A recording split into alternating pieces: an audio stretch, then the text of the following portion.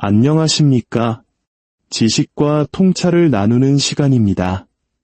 지난 몇 년간 여러분의 돈은 단순히 가치만 잃은 것이 아닙니다. 그보다 훨씬 더 중요한 것, 바로 미래를 잃었습니다. 인플레이션은 단순히 물가가 오르는 현상이 아닙니다. 그것은 정부가 다른 선택지가 바닥났을 때 사용하는 조용한 메커니즘이며 역사상 이 메커니즘에 발을 들인 모든 국가는 예외 없이 동일한 5단계의 패턴을 따랐습니다. 일부가 아닌, 대부분이 아닌 모든 국가가 말입니다. 어쩌면 우리는 지금 위기의 시작이 아니라 그 마지막 단계를 목격하고 있는지도 모릅니다. 오늘 우리는 인플레이션이라는 거대한 덫이 어떻게 설계되고 그것이 어떻게 중산층의 부를 조용히 잠식하는지에 대한 5단계의 여정을 따라가 보려 합니다. 인플레이션은 결코 자신의 등장을 알리지 않습니다. 그것은 성장이라는 가면을 쓰고 회복이라는 이름으로 설명되며 보호라는 명분으로 정당화되면서 조용히 우리 곁으로 다가옵니다. 정부는 인플레이션이 실수라고 인정하는 법이 거의 없습니다. 왜냐하면 그것은 실수가 아니라 선택이기 때문입니다. 국가의 부채가 감당할 수 없을 만큼 불어나고 지키지 못할 약속들이 쌓여갈 때 정직하게 사실을 말하는 비용이 정치적으로 너무 커져버렸을 때 내려지는 선택입니다. 그래서 그들은 수세기 동안 그래왔던 길을 다시 걷습니다. 통화 공급을 늘리고 그로 인한 부작용은 억누르며 대중이 수면 아래에서 벌어지는 일을 알아차리지 못하기를 바라는 것입니다. 그리고 그 첫 단계에서 사람들은 정말로 알아차리지 못합니다. 1단계는 결코 덫의 시작처럼 보이지 않기 때문입니다. 오히려 도움처럼 보입니다. 시중에 돈이 풀리고 정부 지원 프로그램이 확대됩니다. 일자리가 돌아오고 주식시장은 활기를 띱니다. 정치인들은 재건, 경기 부양, 국민 보호를 외치고 대중은 안도감을 느낍니다. 모든 위기가 갑자기 해결 가능한 문제처럼 느껴집니다.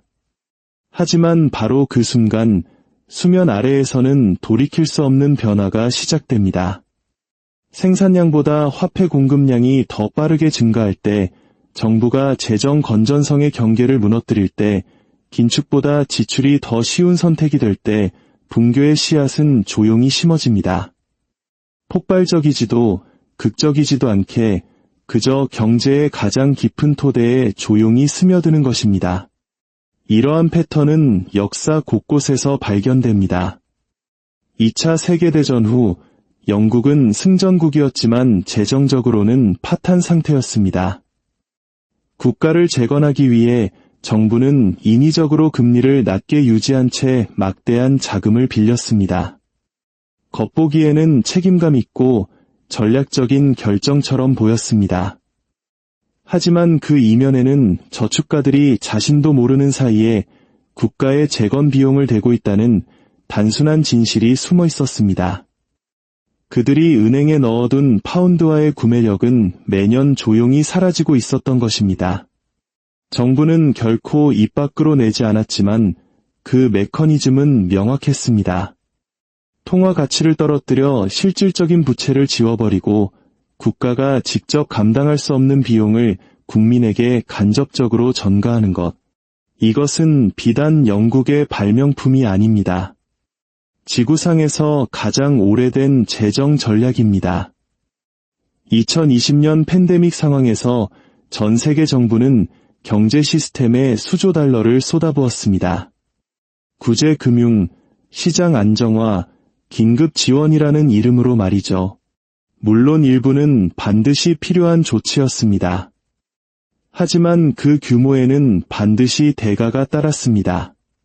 과도한 유동성과 부족한 생산량, 지나친 부양책과 해이해진 재정 규율.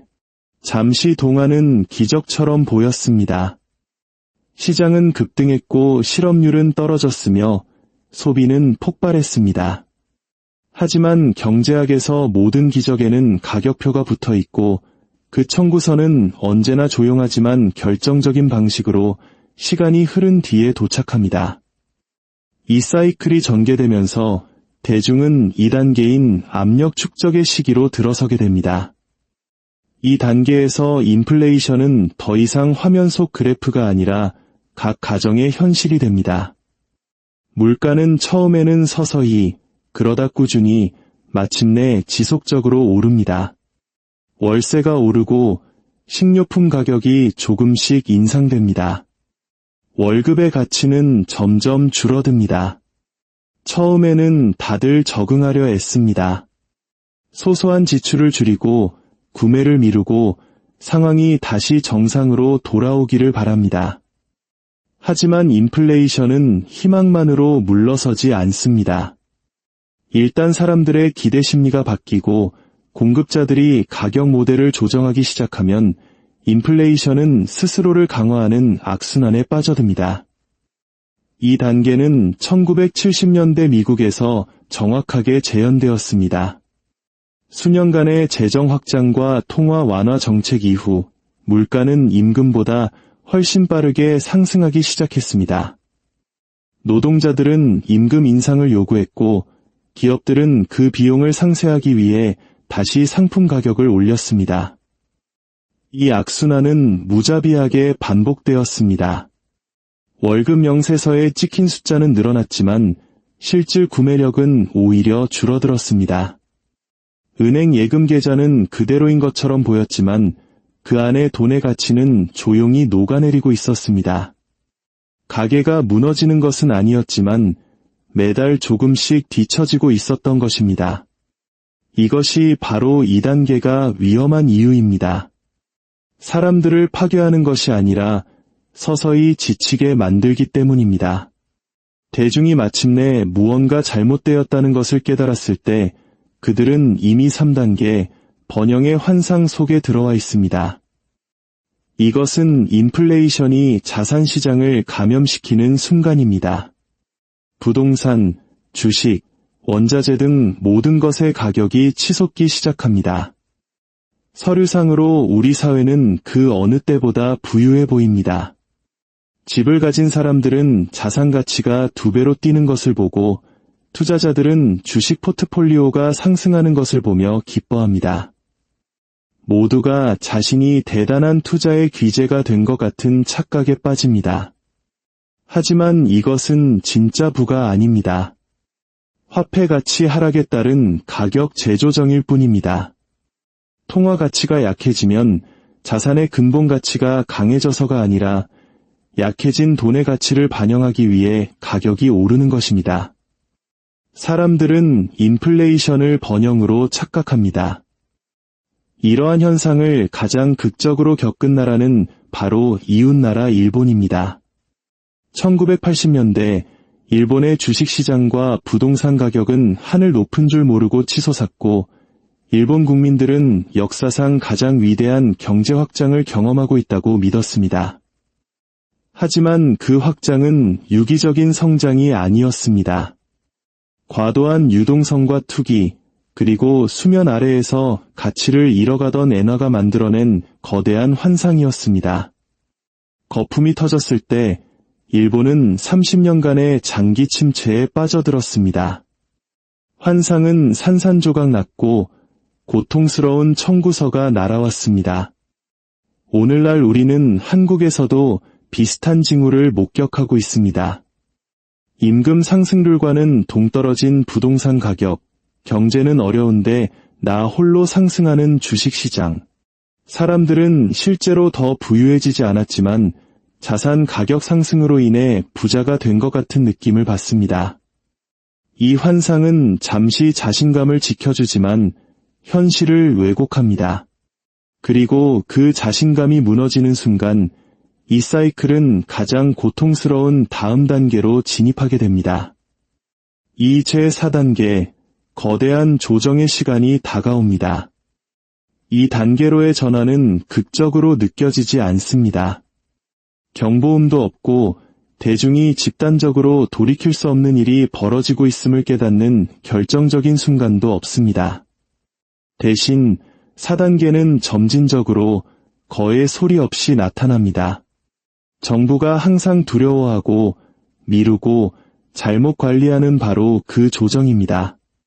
인플레이션이 마침내 정부의 손을 묶어버리면 그들은 불가능한 선택에 직면합니다. 경제가 자연스럽게 식도록 내버려 두어 경기 침체의 위험을 감수할 것인가, 아니면 인위적으로 긴축 정책을 펴서 경기 침체를 보장할 것인가. 역사적으로 어떤 정부도 이 단계를 대가 없이 통과하지 못했습니다. 인플레이션이 고착화되면 중앙은행은 경제를 둔화시키기 위해 금리를 인상합니다. 이것은 필수적인 조치이지만 반드시 비용이 따릅니다. 대출은 더 비싸지고 주택담보대출 이자는 치솟으며 기업들은 투자를 연기하고 고용을 줄입니다. 경제활동 전반이 위축됩니다. 정부는 이것을 긴축이라 부르지만 평범한 사람들에게는 압박 위에 더해진 압박으로 느껴질 뿐입니다. 이는 1980년대 초 미국의 현실이었습니다. 폴 볼커 연준 의장의 주도하에 금리는 20%라는 전례 없는 수준까지 치솟았습니다. 현대 역사상 가장 공격적인 반인플레이션 전략이었습니다. 그리고 그 전략은 효과가 있었습니다. 물가는 안정되었고 달러는 신뢰를 회복했으며 인플레이션은 급격히 떨어졌습니다. 하지만 그 승리의 대가는 일자리와 집, 그리고 기회를 잃은 수백만 명의 미국인들이 치렀습니다. 그것은 과도함에 너무 멀리 빠져버린 시스템의 규율을 되찾게 하는데 필요한 비용이었습니다. 특히 우리 한국인들에게 이 거대한 조정은 1997년 IMF 외환위기의 기억을 떠올리게 합니다. 고도성장의 신화에 취해 있던 우리 사회는 갑작스러운 유동성 위기와 고금리, 정책 앞에서 속수무책으로 무너졌습니다. 수많은 기업이 도산하고 가장들은 직장을 잃었으며 온 국민이 금 모으기 운동에 동참하며 고통을 분담해야 했습니다. 그것은 현재를 보호하려다 미래를 담보 잡힌 뼈아픈 조정의 역사였습니다. 대부분의 정부는 미래를 확보하기보다는 현재를 보호하는 길을 택합니다. 금리를 너무 느리게 올리고 경기 침체로 인한 정치적 타격을 두려워합니다. 대중에게 인플레이션이 저절로 잡힐 것이라며 안심시키고 연착륙이나 고통 없는 조정을 약속합니다. 하지만 인플레이션은 연설에 반응하지 않습니다. 오직 힘에만 반응할 뿐입니다. 그리고 그 힘의 사용이 지연될 때 인플레이션은 시스템 깊숙이, 구조적으로, 그리고 조용히 자리 잡게 됩니다. 그렇게 되면 인플레이션은 더 이상 일시적인 현상이 아니라 삶의 방식이 되어버립니다. 사람들은 물가 상승을 당연하게 여기고 계획을 세우기 시작합니다. 기업들은 가격을 영구적으로 조정하고 노동자들은 미래의 인플레이션을 감안하여 임금 협상을 합니다. 일단 인플레이션이 통계적 현상에서 행동적 현상으로 바뀌면 더든 이미 닥치고 있는 것입니다. 오늘날 많은 국가들이 조용히 같은 환경으로 들어서고 있습니다. 금리를 인상했음에도 불구하고 인플레이션은 여전히 높은 수준에 머물러 있습니다. 일부 부문의 가격은 약간 하락하지만 전반적인 생활비는 영구적으로 더 높아진 새로운 기준선에 정착합니다. 사람들은 더 이상 위기 이전의 가격으로 돌아갈 것을 기대하지 않습니다. 새로운 현실을 받아들입니다. 이 수용은 안도감이 아니라 체념입니다. 그리고 바로 그 체념이 우리를 5단계, 가장 마지막이자 이 모든 것을 정의하는 단계로 이끌어갑니다. 5단계는 소리 없는 착취입니다. 이 패턴에서 가장 조용한 단계이지만 가장 결정적인 단계이기도 합니다. 위기처럼 느껴지지 않습니다. 무시할 수 있을 만큼 미묘하지만 미래를 재편할 만큼 깊은 변화처럼 느껴집니다. 이 단계에서 인플레이션은 더 이상 급격히 상승하지 않습니다. 안정되고 정착하며 일상의 일부가 됩니다. 정부는 이를 진전이라 부르고 경제학자들은 연착륙이라 말합니다. 하지만 중산층에게 이것은 훨씬 더 중대한 무언가의 시작을 의미합니다. 바로 부의 조용한 이전입니다. 소리 없는 착취는 매우 간단한 관계를 통해 작동합니다.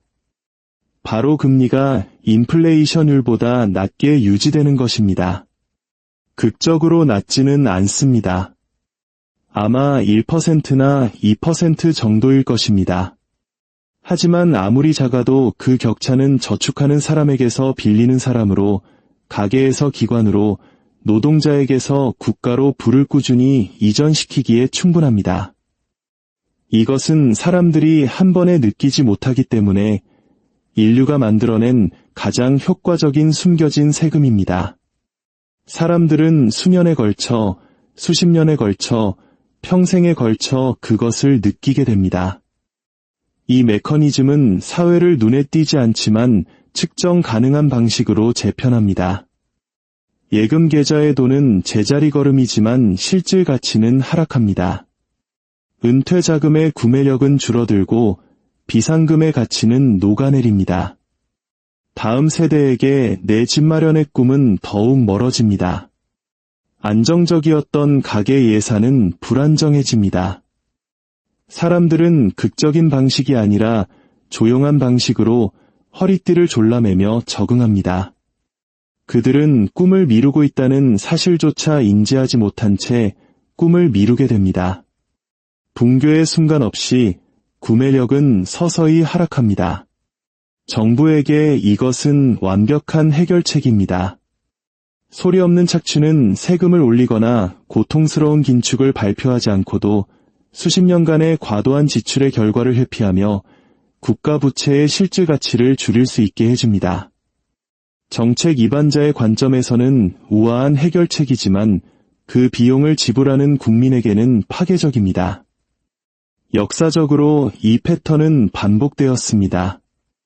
2차 대전 후 영국이 그랬고 1970년대 미국이 그랬습니다. 사람들은 더 많이 일하고 더 적게 저축했으며 소득이 늘어났음에도 불구하고 재정적으로는 뒷걸음질 쳤습니다. 사회는 무너지지 않았습니다. 앞으로 나아가긴 했지만 더 느리고 더 불균등하고 더 고통스럽게 나아갔습니다. 오늘날 이 현상은 전 세계적으로 펼쳐지고 있습니다. 인플레이션은 둔화되는 것처럼 보이지만 물가는 여전히 높습니다. 금리는 실질적으로 인플레이션보다 낮은 수준에 머물러 있습니다. 가계는 압박을 느끼지만 파괴될 정도는 아닙니다. 사람들은 위기라고 부를 만큼 극적이지는 않지만 삶의 궤적을 바꿀 만큼 중대한 조정을 합니다. 주택 구입을 미루고 저축을 줄이고 투자를 삭감합니다. 이러한 조정들이 조용히 쌓여 수년 후에야 비로소 눈에 보이는 하향 곡선을 만들어냅니다. 5단계의 가장 놀라운 특징 중 하나는 공황을 일으키는 대신 체념을 낳는다는 것입니다. 사람들은 물가가 언제쯤 정상으로 돌아올지 묻는 것을 멈춥니다. 영원히 돌아오지 않을 것이라고 가정합니다. 장기적인 재정 안정을 믿는 것을 포기하고 안정을 유지하는 데 더 많은 비용이 들고 성공에는 규율보다 운이 더 필요한 세상에 적응합니다. 그리고 공황이 없기 때문에 정부는 경로를 바꿀 압력을 느끼지 않습니다. 그들은 국민의 문제를 해결하는 것보다 자신들의 문제를 해결하는데 훨씬 효과적인 완만한 인플레이션을 유지합니다. 추출은 계속되고 더단에 사는 사람들은 그 덫을 보지 못합니다. 인플레이션 패턴의 마지막 단계는 끝처럼 느껴지지 않습니다. 이것이 바로 새로운 현실이라는 것을 점차 받아들이는 정착처럼 느껴집니다. 물가는 영구적으로 높고 저축은 영구적으로 불충분하며 임금은 영구적으로 뒤처지는 것처럼 느껴집니다. 당신은 더 이상 경제 비상사태를 보고 있는 것이 아닙니다.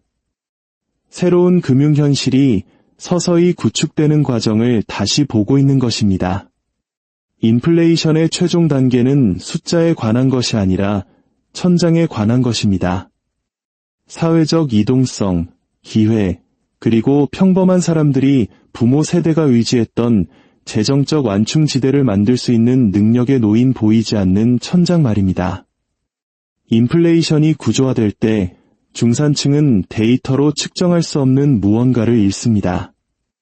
바로 삶을 안전하게 느끼게 해주는 여유입니다. 우리 사회가 1970년대의 인플레이션과 1997년 외환위기를 겪은 후 경제는 안정되었지만 무언가 영구적으로 변했습니다. 주거비용, 교육비용, 가정을 꾸리는 비용의 기준선 자체가 바뀌었습니다.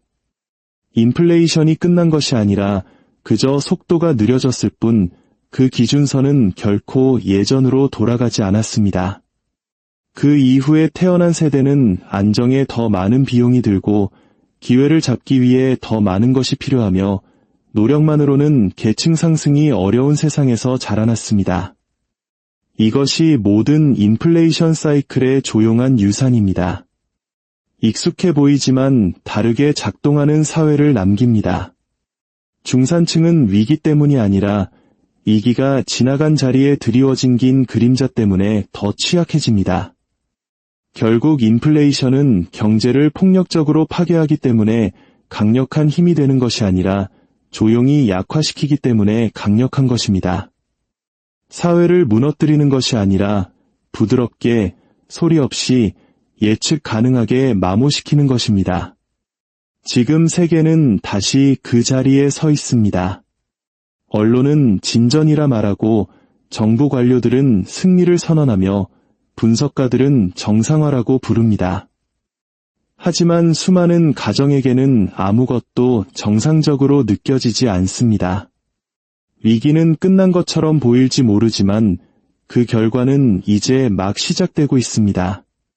결국 인플레이션은 시스템의 결함이 아니라 시스템의 일부입니다. 약속과 현실 사이의 격차가 너무 벌어졌을 때 정부가 언제나 되돌아가는 특징이자 메커니즘인 것입니다. 따라서 문제는 인플레이션이 다시 돌아올 것인가가 아닙니다. 언제, 얼마나 강하게 돌아올 것인지, 그리고 우리 사회가 다음 사이클에 대비할 수 있을 것인지, 아니면 지난번보다 더 취약한 상태로 맞이하게 될 것인지의 문제입니다. 이 패턴을 이해하는 것은 단순히 경제 현상을 배우는 것을 넘어 우리 자신과 다음 세대의 미래를 지키기 위한 첫걸음입니다. 만약 오늘 이야기가 인플레이션에 보이지 않는 이면을 이해하는 데 도움이 되셨다면 이 지혜를 주변과도 나눠주십시오. 좋아요와 공유는 더 많은 분들이 이 중요한 지식을 함께 나눌 수 있게 하는 힘이 됩니다.